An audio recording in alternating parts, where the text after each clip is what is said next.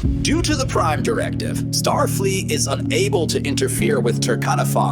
as they can't interfere with pre-warp civilizations, despite Turkana once being a former Federation colony that declared independence, as they were being oppressed with non-rape laws imposed upon them. This is why Turkana never developed nor accepted warp technology, as they would then fall under Federation jurisdiction, should they rejoin, while also keeping people who don't want to rape or be raped from leaving the planet and be forced to stop raping, as that sort of thing is frowned upon by Starfleet, despite no such protocols being in place in regard to the holodeck, where pent-up Starfleet officers rape holographic versions of their co-workers with the wild abandon of a pack of Klingons on aphrodisiacs and drunk Romulan ale.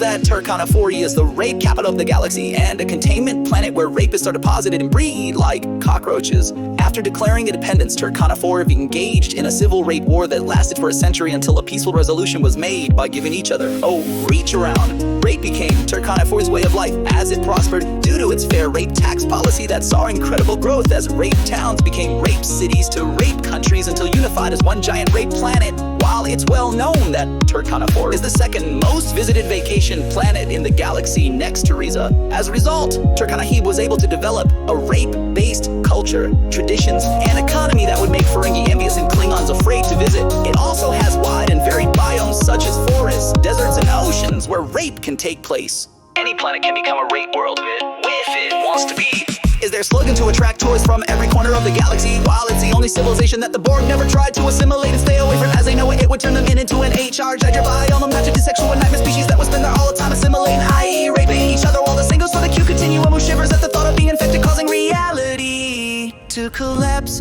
due to a rape singularity that would shatter time and space. On Turkana, rape must be violent, unpleasant, and unwanted, because if people started to enjoy it, then it wouldn't be rape, and the entire planet's economy would collapse. This is why universal healthcare is offered, as rape-based medical expenses would be cost prohibited and make people less likely to rape and or want to be raped.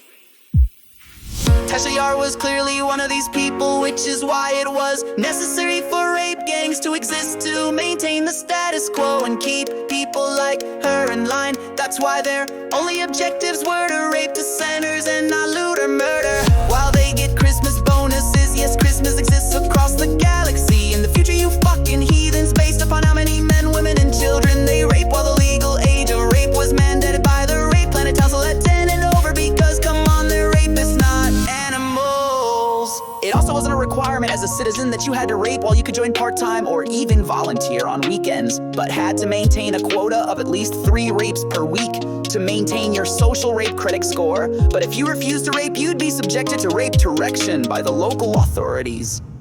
Occasionally, rape gangs would get into conflicts, which would be settled by each gang leader raping the other, with whoever comes first being the loser and having to rim job the other's asshole, get on his knees and lick the other's hand in submission, with the winner being crowned the rape king. But it wasn't just men involved in the raping, as women would also join to assert themselves and gain status within various rape squads. Tasha Yar's sister, Ashara Yar, was one of these women, and when Tasha had the opportunity to leave Turkana first, she begged sister to join her, to which she replied, "I rape, therefore I am," and choose to stay until she was later involved in a dispute in the Star Trek TNG episode Legacy, where she betrays the crew of the Enterprise and asserts her belief that rape is the one and only true form of power, and that the Federation is doomed unless they rape and cream pie every galaxy until to the heat death of the universe, to hell and beyond. Finally, it should be noted that in the TNG episode, The Naked Now, Tasha Yar rapes Data using an infection as an excuse, when the truth is that she just wanted to rape him and be raped by his positronic cock that hit her G-spot with the precision of a Swiss clock.